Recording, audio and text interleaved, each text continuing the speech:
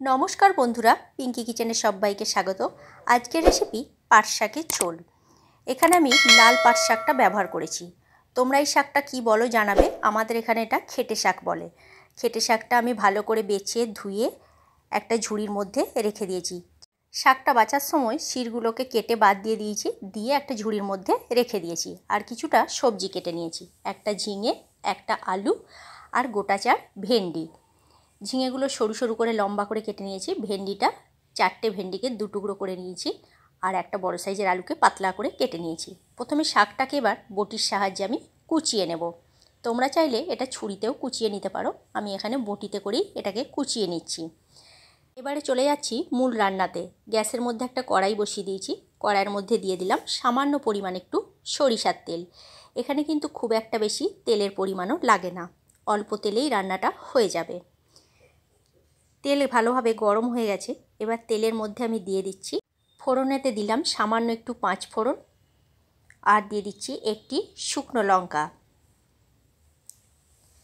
ফোড়নটা কয়েক সেকেন্ডের জন্য নাড়াচাড়া করে ভেজে নিতে হবে। ফোড়ন থেকে একটা মিষ্টি সুগন্ধ বের হয়ে যাবে। এবারে দিয়ে দিচ্ছি ফোড়নটা ভেজে নেওয়ার পর সামান্য পরিমাণে একটু রসুন কুচি।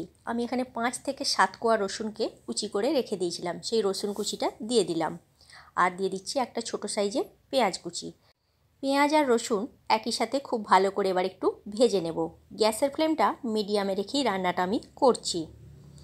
পাট শাকের ঝোল তোমরা এমনি শুধু বানিয়ে খেয়েছো, সবজি দিয়ে যারা খাওনি একবার বানিয়ে খেয়ে দেখতে পারো, অসাধারণ খেতে লাগে। পেঁয়াজটা আধ ভাজা হয়ে যাওয়ার পর দিয়ে দিচ্ছি কেটে রাখা আলুর টুকরোগুলো।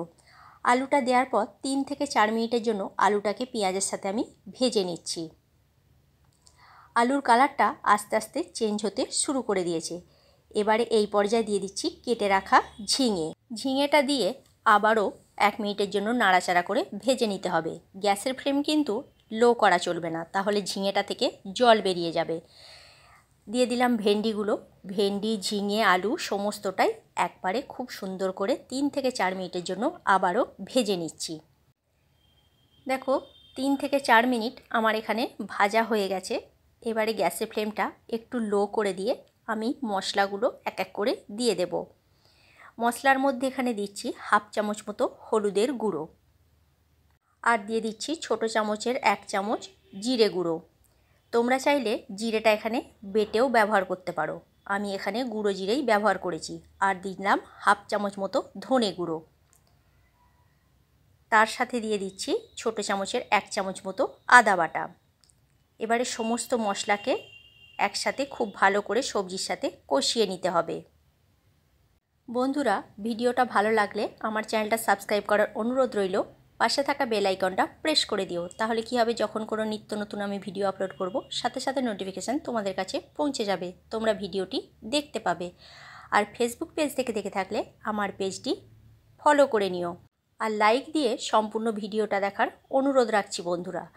তোমরা যদি লাইক দিয়ে ভিডিওটা দেখো তাহলে আমাদেরও ভিডিও তৈরি করার আগ্রহটা আরও বেড়ে যাবে। মশলার সাথে সবজিটা ভালোভাবে কষিয়ে নিয়ে দিয়ে দিলাম জল। জলের পরিমাণটা একবারে আমি একটু বেশি করেই দিলাম। আর কিন্তু এখানে আমি জলের ব্যবহার করব না, জলটা আমি একেবারেই দিয়ে দিলাম। এবারে দিয়ে দিচ্ছি স্বাদ মতো নুন।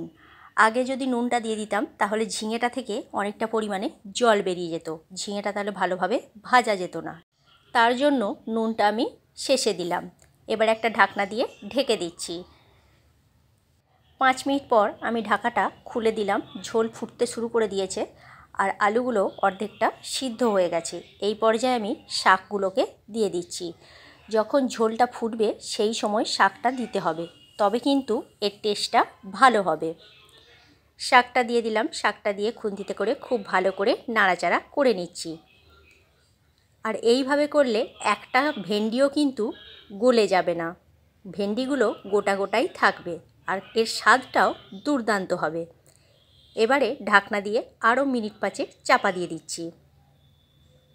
মিনিট 5 পর আবারও ফিরে এলাম। দেখো শাক খুব ভালোভাবে সিদ্ধ হয়ে গেছে, আলু, ঝিঙে সমস্ত সবজিগুলোই কিন্তু সিদ্ধ হয়ে গেছে। আর ঝিঙেগুলো দেখো গলে গেছে, ভেন্ডিগুলো কিন্তু একটাও গলেনি, গোটা গোটাই রয়েছে। এই ঝোলটা গরম ভাতের সাথে দুর্দান্ত খেতে লাগে। রেসিপিটা ভালো লেগে থাকলে একটা শেয়ার করে দিও বন্ধুরা। রান্নাটা আমার সম্পূর্ণ হয়েই এসেছে। নামাবার সময় আমি দিয়ে দিচ্ছি সামান্য পরিমাণে একটু চিনি। তোমরা চাইলে চিনিটা এখানে স্কিপ করতেও পারো। আমি এখানে চিনিটা দিলাম স্বাদটা ব্যালেন্স হওয়ার জন্য। শাকটা একটু মিষ্টি মিষ্টি হলে খেতে বেশ ভালোই লাগে।